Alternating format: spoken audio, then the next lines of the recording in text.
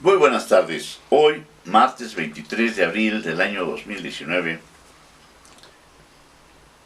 hablaremos en esta segunda cápsula de esta sección, que es el análisis de los derechos humanos contenidos en la Constitución Política de los Estados Unidos Mexicanos.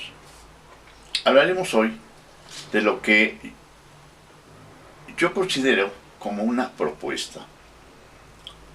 Me refiero específicamente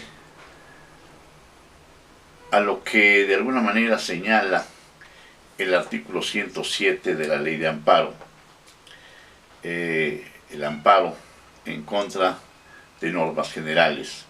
Dentro de este catálogo de normas generales, curiosamente, no se encuentra la Constitución Política Mexicana. Y aquí se antoja una pregunta. ¿La Constitución Mexicana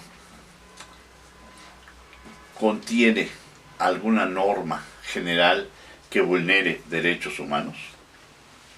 Antes de la reforma de 2011, esto se antojaría como una aporía. Es decir, si yo dijera que la Constitución Política tiene normas inconstitucionales, sería absurdo. Hoy podemos decir que la Constitución Mexicana, si es que esto existe, puede tener normas generales que son atentatorias o que vulneran derechos humanos. Esto, desde luego, visto a la luz de los tratados internacionales, en donde México es parte, suscribió un convenio y desde luego este ha sido ratificado por el Senado de la República. Bueno, pues hoy me voy a permitir hablar precisamente de una propuesta. Iniciamos con la pregunta, repito, ¿la Constitución Política de los Estados Unidos Mexicanos contiene algún precepto que vulnere derechos humanos? Inmediatamente yo me permito contestar de manera afirmativa. Y comienzo, repito, porque va a ser el primero que analice o que critique en este sentido, es el artículo 16 constitucional en su párrafo tercero. Es decir, nadie puede en su sano juicio decir que todos tenemos un derecho humano. Ese derecho humano consiste en que tenemos derecho a que se gire en nuestra contra una orden de aprehensión. ¿Por qué?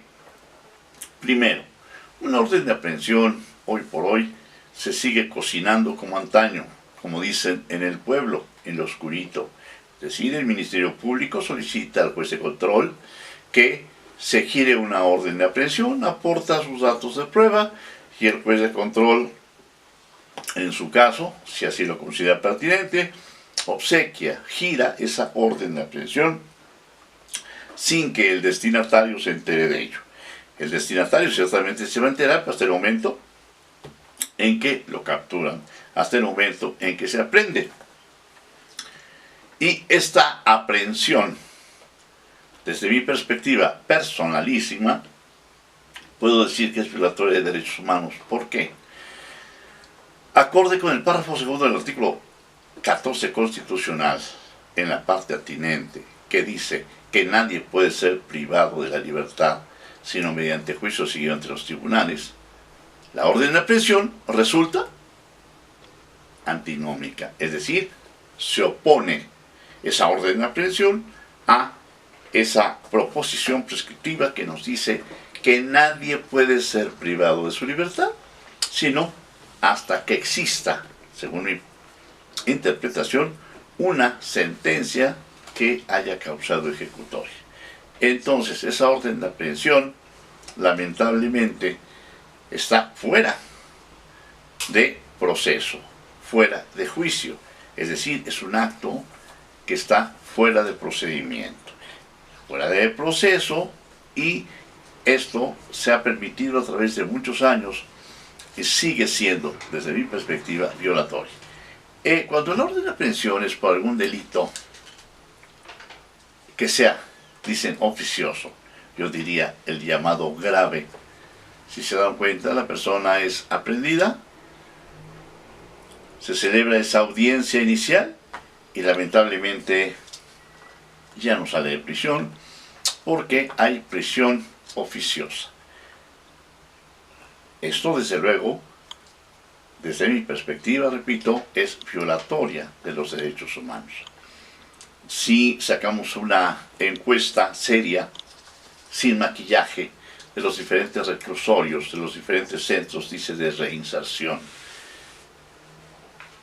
de la República, nos vamos a enterar de que en algunos centros de este nivel hay personas que están siendo procesadas y ocupan un gran número de espacios junto con los que están sentenciados. ¿Qué significa esto? Que no es posible que una persona esté privada de su libertad si no se le ha juzgado, si no se le ha probado, acreditado que efectivamente cometió ese delito.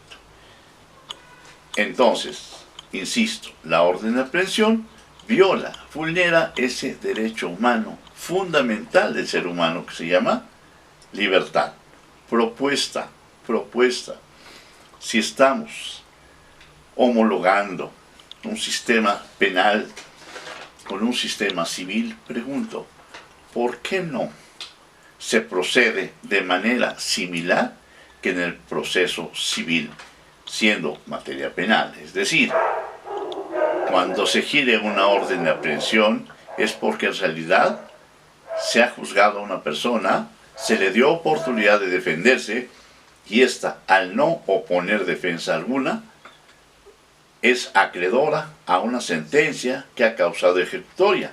Y entonces ya el juez de la causa podrá librar esa orden de aprehensión, pero repito, ya se llevó a cabo todo un proceso y podríamos decir que, atemperando la situación, se podría dejar todavía la probabilidad de defensa al, pues diríamos, imputado, sentenciado en el proceso natural, en el proceso ordinario, para que tenga finalmente la oportunidad, si es que él quiere, de irse a un proceso extraordinario. Me estoy refiriendo ni más ni menos que al amparo directo. Esto es lisa y llanamente una propuesta. ¿Qué sucedería si esto se llevara a cabo? Eludiríamos ya tanta corrupción como existe, sobre todo de los llamados policías ministeriales que vienen con una mochila cargada de órdenes de aprehensión que parece que le estamos dando un premio para que extorsionen a los destinatarios de las mismas. Eso podemos constatarlo en cualquier procuraduría. Nos vamos a dar cuenta que existen muchas órdenes de aprehensión pendientes de ejecutarse, pendientes de cumplimentarse, y debido precisamente a la corrupción que nosotros no, el sistema está propiciando a los policías ministeriales. Por otra parte, desde luego, las cárceles o los centros de reinserción se verían disminuidos en su población y se resolvería finalmente ese problema tan grande que tenemos de sobrepoblación. Y sobre esto ya hablaremos posteriormente. Y por hoy, aquí le dejamos y le deseo, desde luego, que tenga una estupenda semana ya de labores, después de haber descansado una gran semana, y que Dios lo siga bendiciendo. Muy buenas tardes.